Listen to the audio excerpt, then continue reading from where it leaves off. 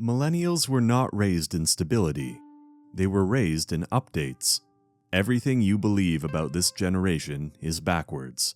You were told they're fragile, too protected to endure hardship, too sensitive to tolerate friction, too comfort-oriented to build anything lasting. But what you're seeing isn't fragility.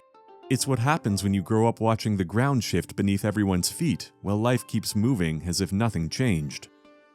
In this video, you'll see why so many capable people feel suspended, why the freedom they were promised slowly turned into pressure, and how one quiet rule shaped their careers, relationships, and sense of time without them noticing. They watched systems crack before they even knew how those systems worked. They learned permanence can dissolve quietly. And that realization never really leaves your nervous system, because a nervous system shaped there doesn't become soft. It becomes alert, watchful, and eventually it starts asking one question: what if you choose wrong? And this is where the invisible philosophy begins. Chapter 1. The generation raised to keep life editable. You were told you could become anything. It sounded liberating.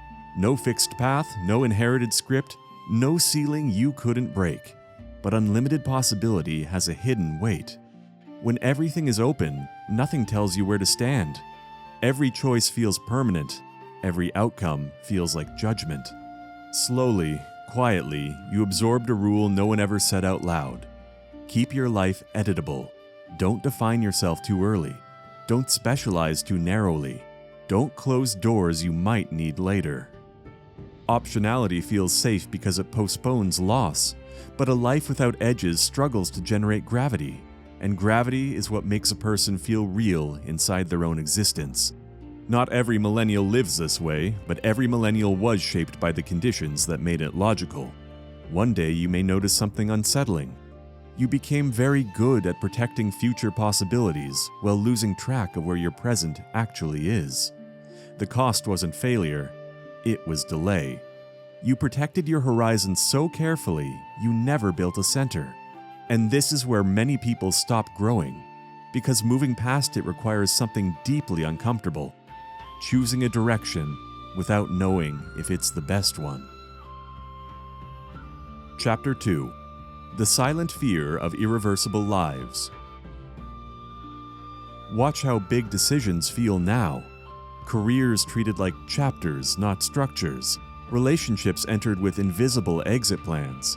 Cities lived in like temporary coordinates instead of homes. This isn't indecision, it's memory. You watched institutions withdraw loyalty overnight. Stable companies cut devoted employees. Industries disappeared faster than anyone predicted. Degrees promised relevance but often delivered uncertainty. Think of the graduate who followed every rule: degree, internships, long hours, and still isn't sure the ground beneath their career will hold. Your nervous system learned this lesson. Flexibility equals safety. Commitment begins to feel like exposure. But meaning has always asked something harder. Meaning requires choosing one path and letting others close forever. Life, however, doesn't wait politely. A parent suddenly needs you. A relationship ends without warning. Time moves faster than you expected. Irreversibility arrives whether you practice it or not. A life that never settles into place begins to whisper something dangerous. Maybe nowhere is home. This is where it becomes risky, not dramatically, but psychologically. Because someone fluent in adaptation can start to feel stability as threat instead of support. Here's the strange part. None of this feels dramatic while it's happening. Chapter 3. Success in a world without a rival. You reach the milestone that once symbolized adulthood. The degree hangs on the wall. The income stabilizes. Your title sounds solid when spoken aloud.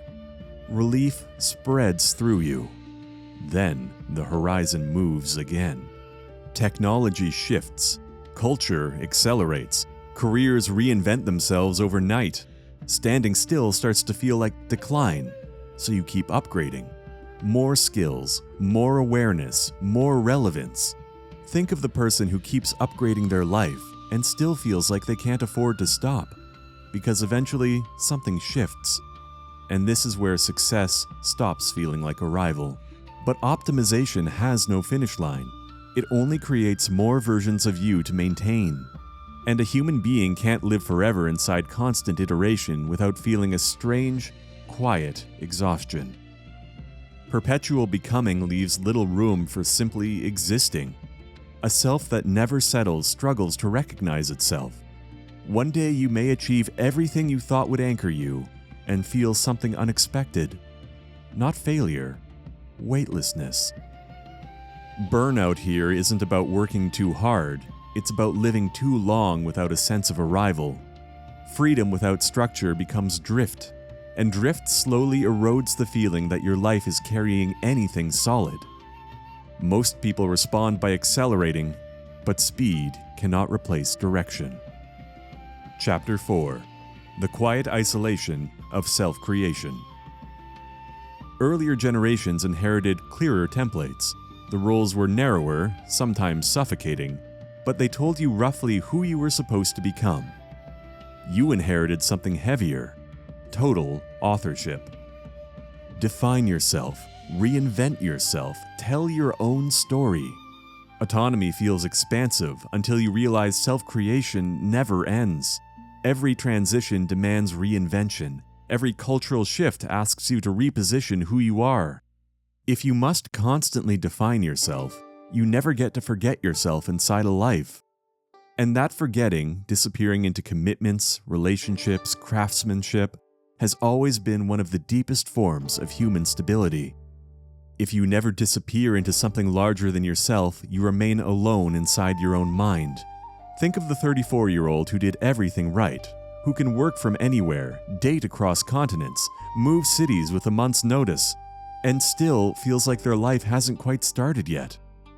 You are more connected than any generation before, yet many of your deepest tensions remain invisible beneath competent exteriors. This isn't dramatic loneliness, it's structural. The loneliness of building a self in a world with infinite versions of who you could be, but very little guidance on who is worth becoming. Eventually, a quiet question begins to surface. If everything is fluid, what deserves your permanence? Chapter 5: The Return of Weight. Something subtle is shifting, and you can feel it. After decades of expansion, many are beginning, almost instinctively, to contract. Not in fear, in clarity. Depth starts to matter more than scale. Durability more than visibility. A well-built life more than an endlessly adjustable one. Psychologically, this is the shift from possibility to responsibility. From keeping every door open to walking through one knowing others will close behind you. You cannot live multiple realized lives in one lifetime. To build something that lasts, you must disappoint imagined versions of yourself. Some futures have to die so one reality can become dense enough to hold you. The greatest regret is rarely choosing wrong. It's realizing you never truly chose at all. Imagine reaching the later decades of your life and seeing it clearly. You optimized beautifully for flexibility, but never for rootedness. You sampled paths, rehearsed identities, kept elegant escape routes, but rarely stayed strong enough for gravity to form. That realization wouldn't arrive loudly. It would settle. Slow, heavy, undeniable. Millennials were not raised to build lives, they were raised to keep them editable. But editability is a tool, not a destiny. Chapter 6: The Threshold. The irreversible decision you keep postponing may not reduce your freedom. It may finally give it shape. Because structure isn't the enemy of possibility. It's what makes a life real. And that choice arrives whether you feel ready or not. Millennials weren't raised in stability, but maybe they're the first generation that has to choose it. And the moment you stop keeping the back door open is the moment your life actually begins.